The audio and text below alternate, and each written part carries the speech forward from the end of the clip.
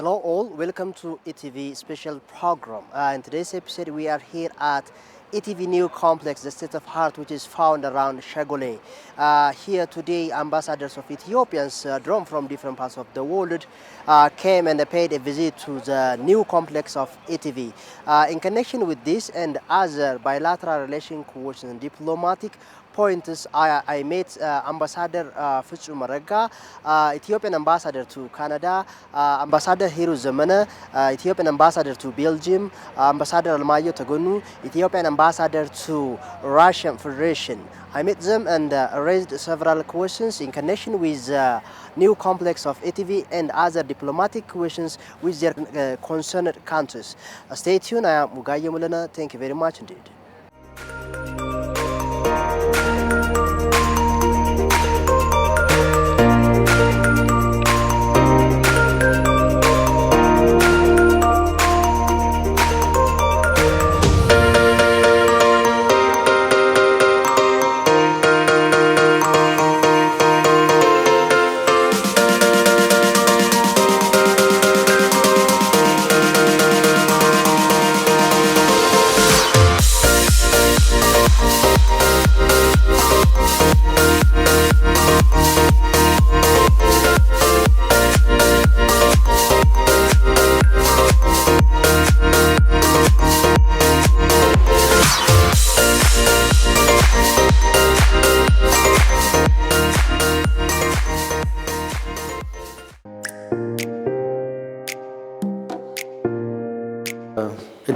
This site is under construction.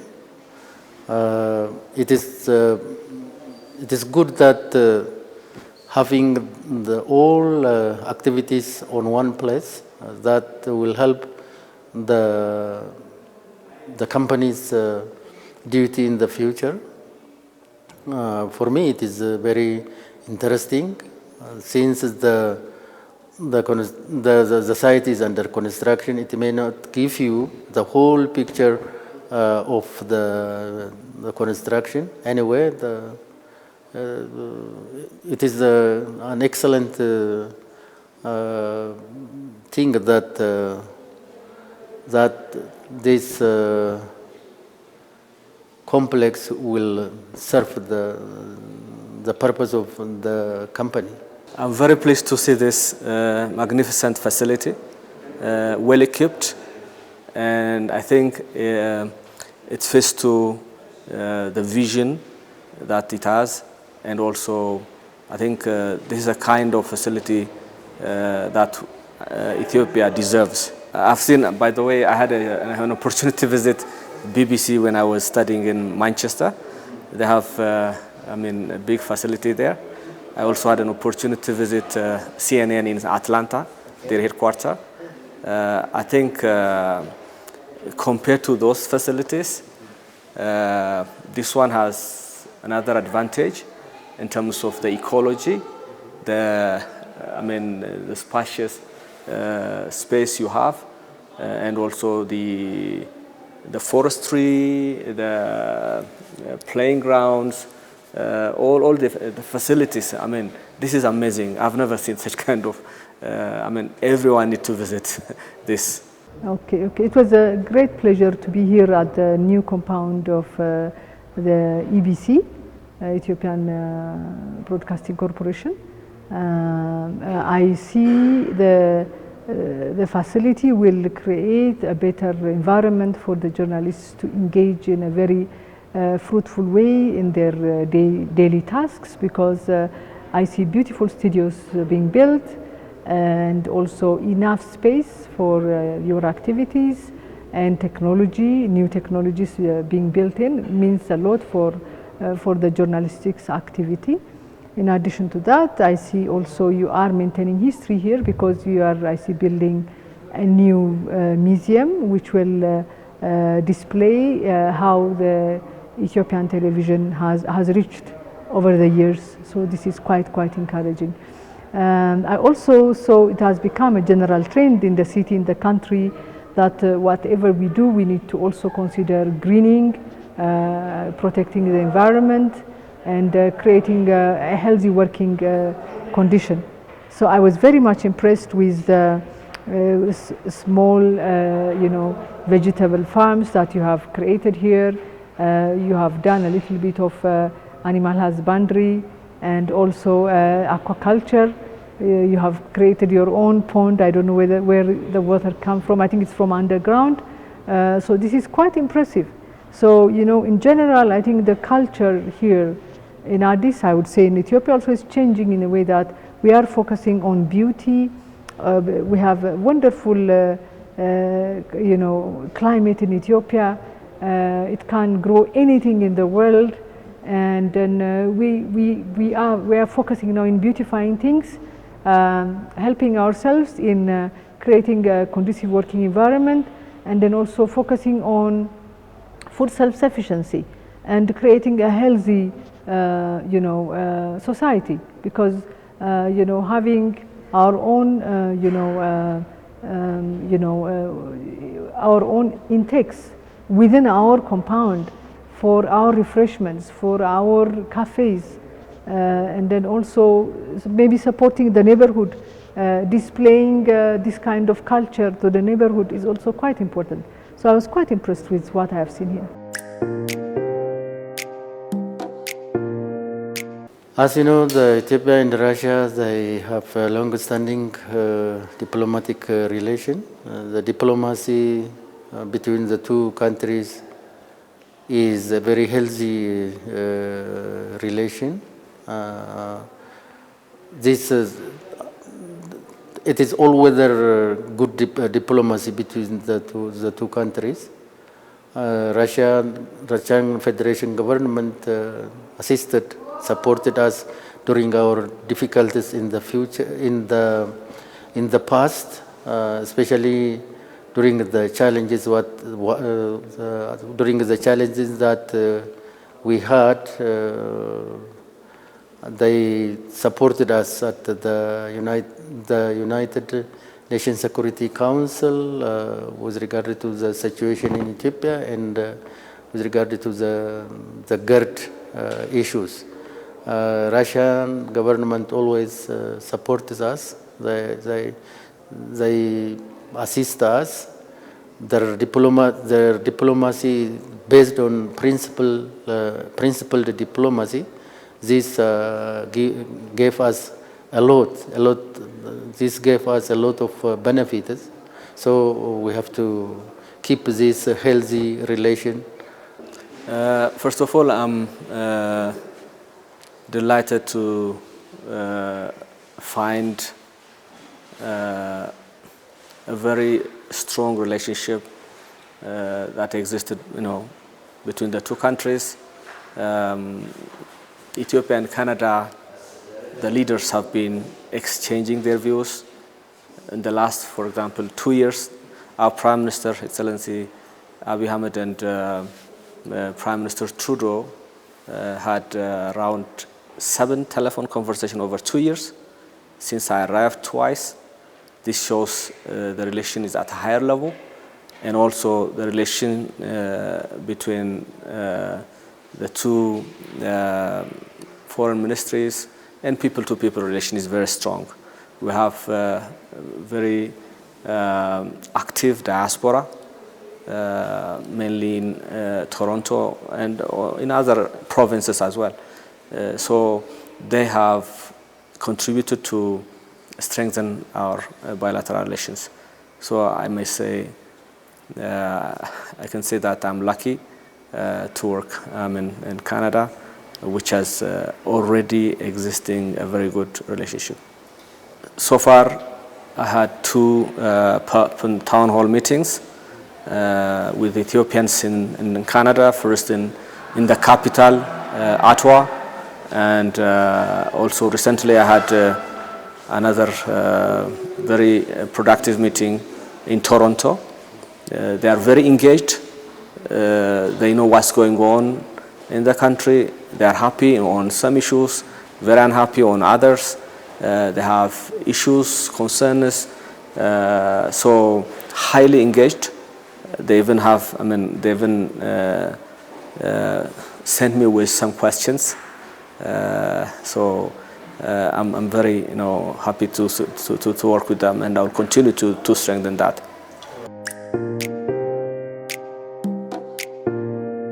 I believe now we are at quite an easy stage in terms of the very tough time that we had in the past 2 years, with the very biased and imbalanced view that some parts of the international community had on Ethiopia.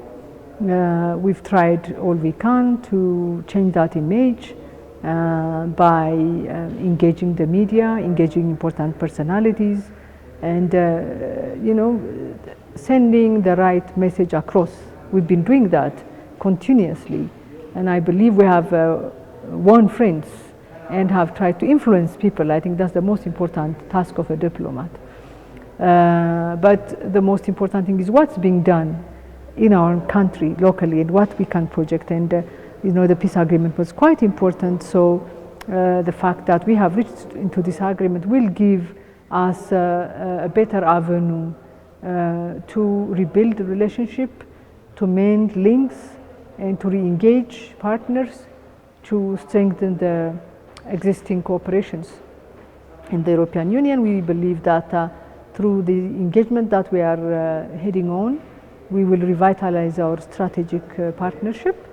And with the countries that we are covering, we believe there is a lot of positive feedback that has come over the past few days and couple of months since the peace agreement was signed. And I think everyone is ready to engage with Ethiopia. But we will have to start, I believe, with the reconstruction process, with supporting the affected society, and then also with the some parts that need international cooperation in terms of kicking off all the DDR process and the other related aspects of the peace agreement. And I believe the very fact that we Ethiopians have sat together and have solved our differences through discussion has really added a lot of value on our country. And I think that is the first step that will be the most important step in improving the image of our country that has been really tarnished due to the conflict. But even during the conflict, I think as diplomats, we all have been projecting Ethiopia is not only about this conflict that was happening in the north and part of the country, but there were a number of engagements that were happening in development, in promoting the homegrown economic reform, creating a conducive environment for the private sector, and creating lots of engagements. We are promoting, for instance, how the telecom sector and the banking sector are reforming, how this could create an opportunity for a mutually beneficial partnership, and then also we are promoting the engagements in ease of doing business that's being done in ameliorating the legal framework, the fiscal framework, and others to attract more investment. So we are continually promoting that, and the most important, these 5 pillars that have been built, focused on the economy, both the agriculture, the light manufacturing, tourism, telecom, ICT, and others. We are continuously promoting those. So during the conflict, we were saying that Ethiopia is not only about the conflict. That was what we were doing, and Ethiopia was not only about the conflict, but there are many other things going on. It is a huge country with a land area of 1.1 million square kilometer and more than 120 million population. This doesn't mean that everything is doom and gloom. So we say, hey, wake up, see, Ethiopia has also other features. Of course, we are in a challenging time, but this is not the entire story. We will solve this problem, we will overcome it, and then we will go to the right trajectory. This is what we have been doing. I personally believe that I was very lucky to be there, because when you serve, the most important thing would be for a civil servant, you'll be there when your country needs you. So all Ethiopians and friends are concerned for us these past 2 years. I would think if I sit at home, I would still be concerned and worried.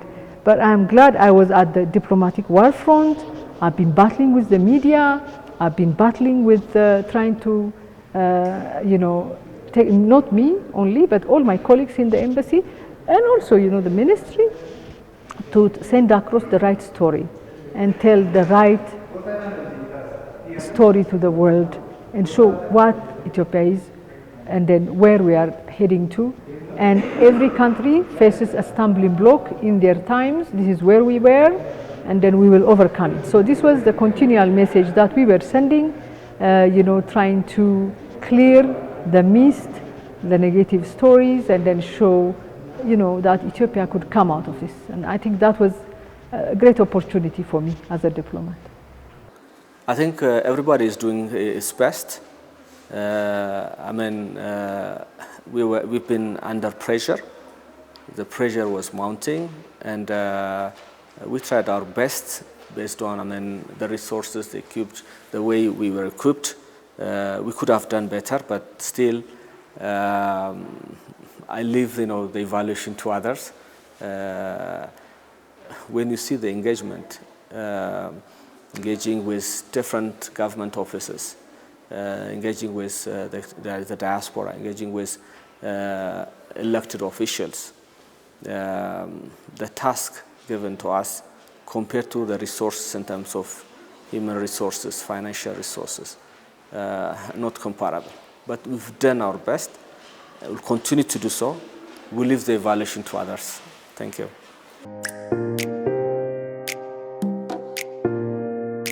You see, the Russian government supports the African problems by African solutions. This is the principle. This principle become practical with regard to this negotiation.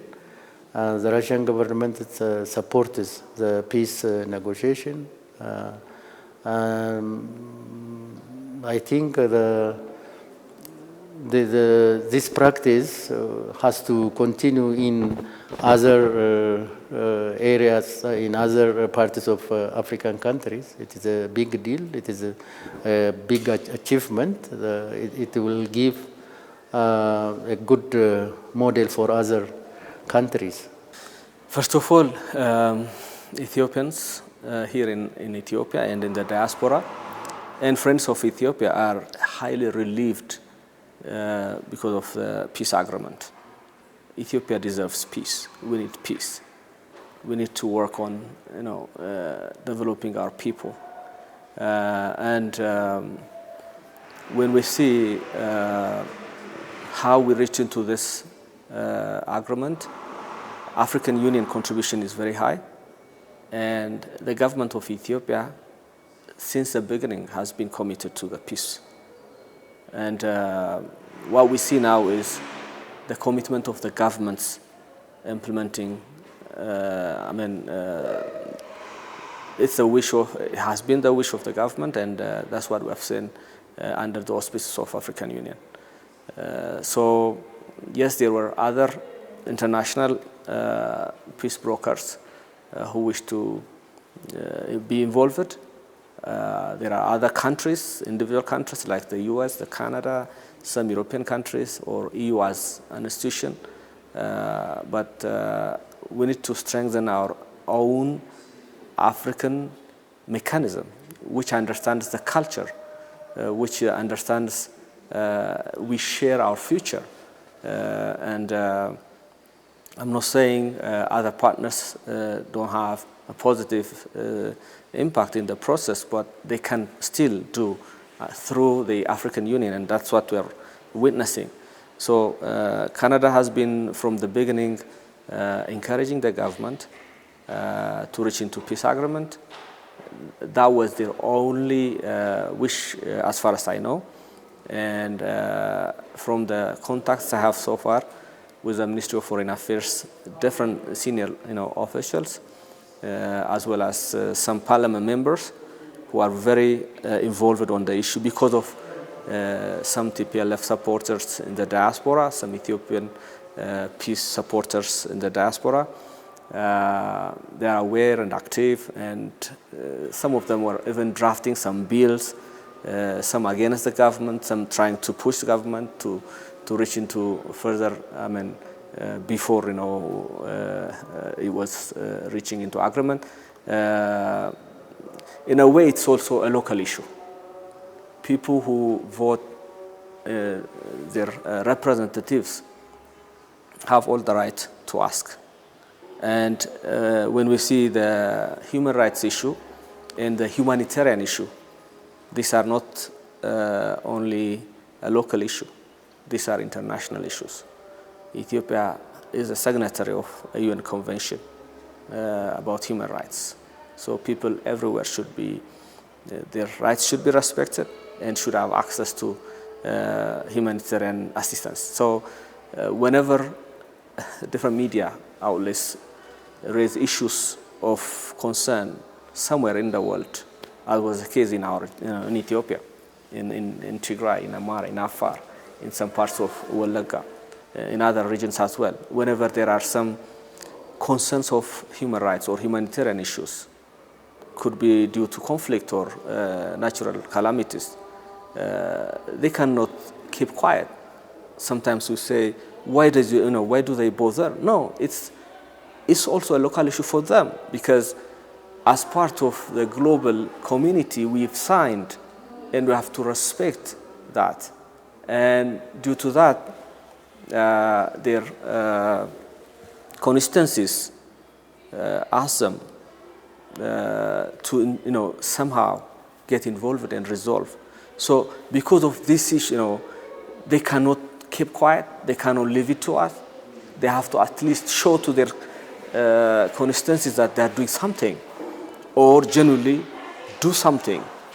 And now we are encouraging them to support us implementing this peace process, not directly involving, but through African Union mechanism, and also to help us in the recovery, reconstruction, and humanitarian assistance areas.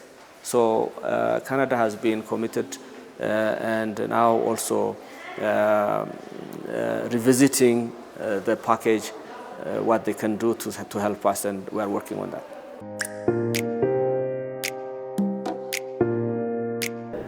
Ethiopia is not new to diplomacy. It is a very ancient civilization. It is one of the countries that has started diplomacy at early stage. And for us,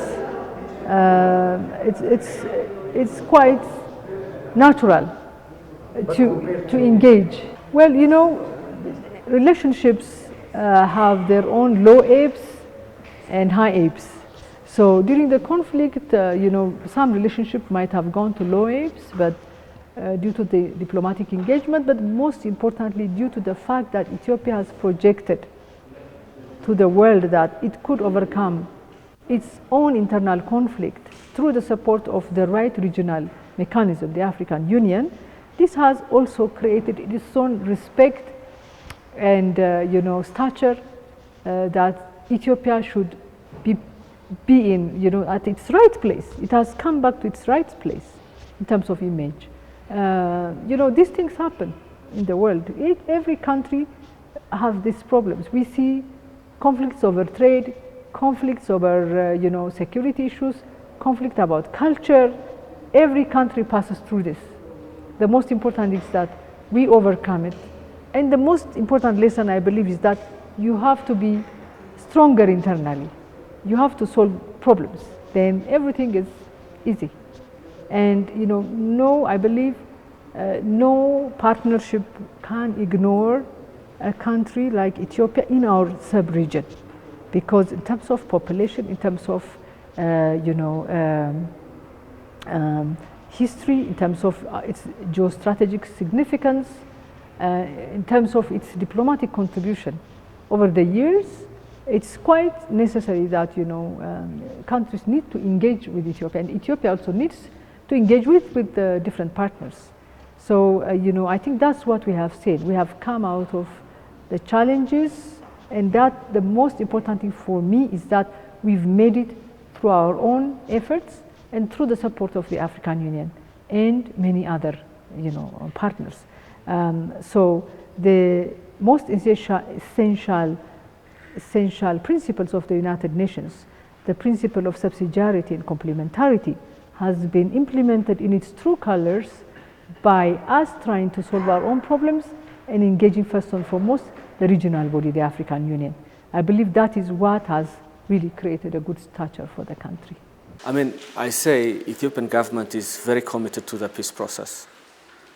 It has been showing this through providing the humanitarian assistance with the partners, and also has been doing its best in reconnecting the services like telecom, power, and also reinstating some of the services that were halt due to the war, and also doing so many things to get back to